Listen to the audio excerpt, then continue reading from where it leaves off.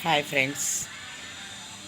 ఒక శివభక్తుడు శివయ్యని చూడాలని చాలా నెలలు కష్టపడి నడుచుకుంటూ దారి తెలియపోయినా అందరినీ అడుగుతూ ఆఖరికి తన గమ్యస్థానం చేరాడు. అదే కేదార్నాథ్. కేదార్నాథ్కి ఎంటర్ అయ్యేటప్పటికి అమ్మయ్య, నేను శివ సాన్నిధ్యానికి చేరిపోయాను, శివ సన్నిధికి వచ్చేసాను, ఎన్నాళ్ళ నుంచి కష్టపడితే నాకు ఇప్పుడు ఆయన అనుగ్రహం దొరుకుతుంది అని చెప్పి అనుకుంటూ గబగబా శివయ్యని చూడాలని వస్తూ ఉన్నాడు. ఆయన నడిచి వస్తూ ఉన్నాడు. ఈలోపు శివ కేదార్నాథ్ గుడి మూసేశారనమాట. గబగబా వచ్చి, అయ్యా, నేను ఎన్నో నెలలు కష్టపడి ప్రయాసపడి తినక నా శివయ్యని చూడాలని నేను వచ్చాను, మీరు ఒక్క నిమిషం గుడి ఓపెన్ చేస్తే నేను చూసుకుని నా శివయ్యని దర్శించుకుని నేను బయలుదేరుతాను అని చెప్తాడన్నమాట.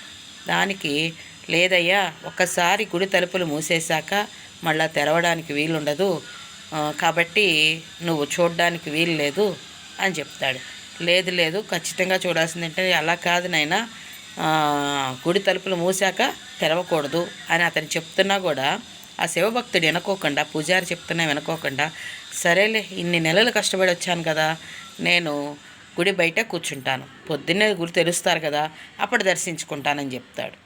దానికి పూజారి ఏం చెప్తాడంటే, నీకు చెప్తుంటే నీకు అర్థం కావట్లేదా, 6 నెలల వరకు మళ్ళీ ఈ గుడి తలుపులు ఓపెన్ చేయరు. 6 నెలల తర్వాతే గుడి తలుపు ఓపెన్ చేస్తారు.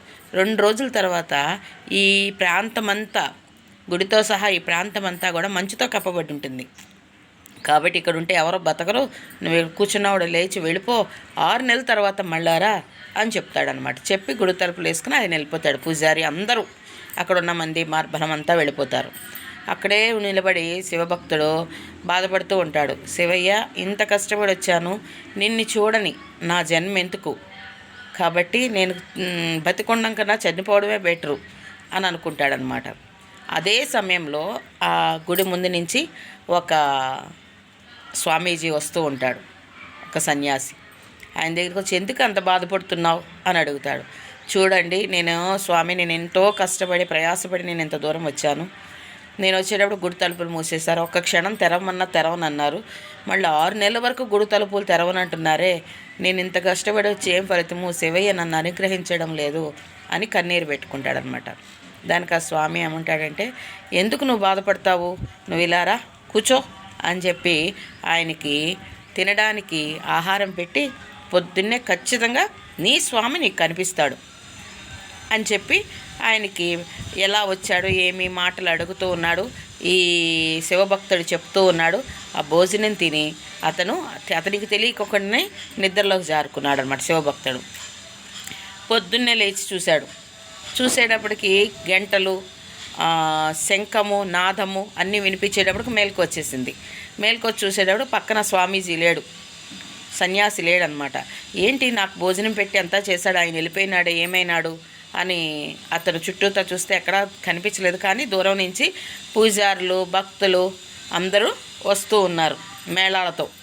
వచ్చేటప్పటికి ఆ స్వామి దగ్గరికి వెళ్ళి, గబగబా పూజారి దగ్గరికి వెళ్ళి, ఏమి, నిన్న మీరు 6 నెలల వరకు గుడి తెరవనన్నారే, ఈరోజు మాత్రము పొద్దున్నే గుడి తెరిచేశారేంటి, తెరుస్తాకొస్తున్నారే అని అడిగాడు. 6 నెలల తర్వాత తెరవడం ఏంటి, గుడి తెల్లారి తెరవడం ఏంటి, 6 నెలలు అయ్యింది, 6 నెలలు అయింది కాబట్టి మేము గుడి తలుపులు తెరవడానికి వచ్చాము అని పూజారి అంటాడు. లేదు, రాత్రి నేను పడుకున్నాను, అసలు ఏమైంది చెప్పని పూజారి అడుగుతాడు. రాత్రి మీరు వెళ్ళిపోయినాక నేను బాధపడుతూ కూర్చుంటే ఒక స్వామీజీ వచ్చి నాకు అన్నం పెట్టి, ఏమి లేదులే, నువ్వు కళ్ళు మూసి పడుకో, పొద్దున లేచేటప్పటికి స్వామి నీకు దర్శనం ఇస్తారని చెప్పారు అని చెప్తాడు. పూజారి ఆలోచించాడనమాట, మేము గుడి తలుపులు మూసేశాక ఇక్కడ నరమానవులు కూడా ఎవరు ఉండరు, మంచుతో కప్పబడిపోతుంది 6 నెలలు, కాబట్టి ఖచ్చితంగా వచ్చిన ఆయన శివయ్యే, భగవంతుడే అనుకుని అతని శివభక్తుడి చేతులు పట్టుకుని, నువ్వు చాలా అదృష్టవంతుడివి, మేము 6 నెలలకు తిరిగి వచ్చాము, ఆ శివుడు నీ మీద అనుగ్రహం ఉంది కాబట్టే 6 నెలల నిద్ర ఒక్క రోజులో, అతని యోగమాయలో, శివయ్య యోగమాయలో ఒక్క రోజులో నీకు జరిగిపోయింది, ఒక్కరోజు నిద్ర తీసినట్టే అయిపోయింది నీకు, కాబట్టి నువ్వు ఎంత గొప్ప శివభక్తుడవో ఆ శివయ్యే నీకోసం దిగి వచ్చాడు. మేమంతా ఆయన కోసం, ఆయన కనుచూపు కోసం మేము ఎదురు చూస్తూ ఉంటాము. నువ్వు చాలా అదృష్టవంతుడవారని అదే పూర్ణకంభంతో, అదే మంగళ వాయిద్యాలతో, అదే శంఖనాదంతో ఈ శివభక్తుడిని మొదటి దర్శనంగా ఆలయంలోకి ప్రవేశింపజేశారనమాట. అలా శివ అనుగ్రహం లేనిదే చీమైనా కుట్టదంటారు కదండి. అలా శివ అనుగ్రహమే ఉండాలంటే గనక మనం ఎంత అదృష్టం చేసి ఉండాలి ఆ శివభక్తులాగా.